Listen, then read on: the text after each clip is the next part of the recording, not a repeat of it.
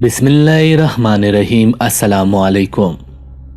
मुझे मेरे एक लाइब्रेरियन दोस्त ने यह वाक़या किसी तफसीर के हवाले से सुनाया था कि अल्लाह अज़्ज़ व जल ने बहुत अरसा पहले एक बस्ती पर आज़ाब के लिए हज़रत जिब्राईल अलैहिस्सलाम को भेजा, लेकिन साथ ही जिब्राईल अलैहिस्सलाम को हुक्म दिया कि इनके आलिम को एक दफ़ा परख लेना, क्योंकि वो शैतानी तरीके से इसरारुल अहलिया के राज चुरा के इसमें मुदाखलत करते थे।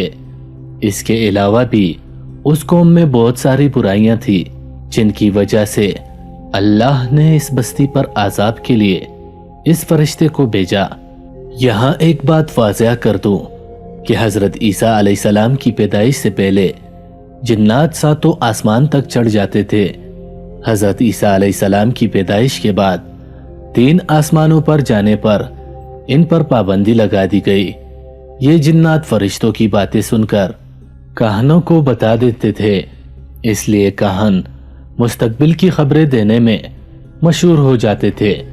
जैसे नबी अकरम सल्लल्लाहु अलैहि वसल्लम की पैदाइश से पहले कुछ काहनों ने नबी अकरम सल्लल्लाहु अलैहि वसल्लम की दुनिया में आमद की खबर दे रखी थी। बहरहाल हज़रत ईसा अलैहिस्सलाम की पैदाइश के बाद ऊपर वाले 3 आसमानों पर जिन्नात को रोक दिया गया। फिर जब हमारे नबी करीम सल्लल्लाहु अलैहि वसल्लम की पैदाइश हुई तो तमाम जिन्नात को 7वें आसमान पर चढ़ने से रोक दिया गया था और इनको अब आग के गोले पड़ते हैं। आपने अक्सर मुशाहिदा किया होगा कि आसमान से कोई सितारा तेजी से जमीन की तरफ गिरता हुआ नजर आता है और अचानक गायब हो जाता है, जिसको आज साइंसदान सहाबे साकिब के टूटने से तशबीह देते हैं, जबकि असल में वो जिन्नात को मार पड़ती है जो आसमान पर चढ़ने की कोशिश करते हैं।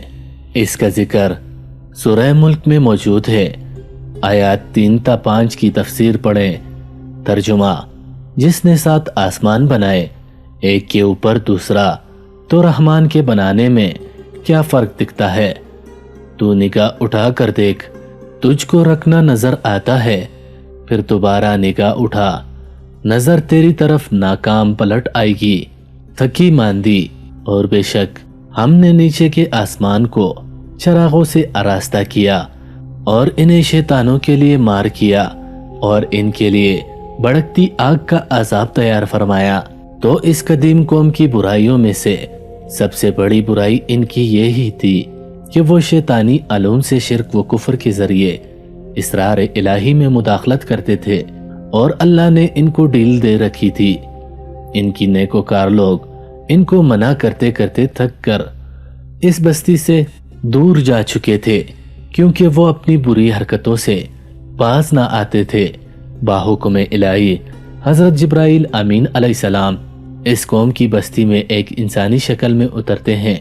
देखते हैं कि एक किसान खेतियों में काम कर रहा है। बाज़ किताबों में चरावे का जिक्र है, कुछ किताब में मजनून का जिक्र है और कुछ ने लिखा कि वो एक बच्चा था। बहरहाल आप इसके पास तशरीफ ले जाते हैं और पूछते हैं कि तुम्हारा इल्म कैसा है। वो किसान या मजनून गालिबन इस कौम का काहन था। कहता है, आप जो पूछेंगे मैं बताऊंगा। हजरत जिब्राईल अलैहिस्सलाम ने इससे पूछा, क्या तुम बता सकते हो कि इस वक्त जिब्राईल कहाँ होगा? तो इस काहन ने जमीन पर ही एक साइचा बनाया और थोड़ी देर बाद कुछ हिसाब किताब करने के बाद चारों इतराफ में नजर घुमाई, फिर ऊपर और नीचे देखा और कहने लगा, मैंने या मेरे मुक्कलीन ने आसमान पर और जमीन की तह में भी देखा और मशरिक मगरिब के बाद शुमाल जनूब में भी देखा, मुझे वो कहीं नजर नहीं आए। तो अब सिर्फ मैं और तुम ही रह गए हैं। तो या मैं जिब्राईल हूँ या तुम जिब्राईल हो। तो उसी लम्हे हजरत जिब्राईल अलैहिस्सलाम ने इस बस्ती पर अल्लाह के हुक्म के मुताबिक आज़ाब नाजिल कर दिया। नोट: इसी पर आप काले इल्म के आमिलीन को क्यास कर सकते हैं कि ये किस कदर गुनाह का काम है कि एक पूरी बस्ती ही सफ़ाए हस्ती से मिटा दी गई। इसकी वजह साफ है कि आमिल کفر و شرک کے الفاظ بول کر جنات سے کل کی خبریں اور اپنے کام نکلوانے کی کوشش کرتے ہیں اور اکثر اپنی جان کے ساتھ ساتھ اپنے ایمان تک سے ہاتھ دھو بیٹھتے ہیں۔ میں نے ایک دفعہ کالے عالم کی کتاب کا سرسری سا مطالعہ کیا تو اس میں جو طریقے اور الفاظ لکھے تھے وہ سراسر کفر و شرک کیے بغیر ممکن نہ تھا۔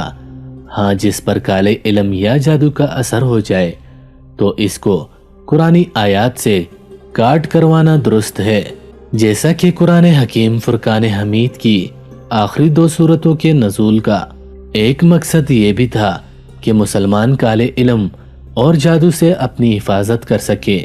واللہ اللہ تعالی ہمارے مسلمان بھائی اور بہنوں کو کالے علم اور جادو کے اثر سے محفوظ رکھے اور اس کے کرنے والوں کو ہدایت عطا فرمائے، آمین۔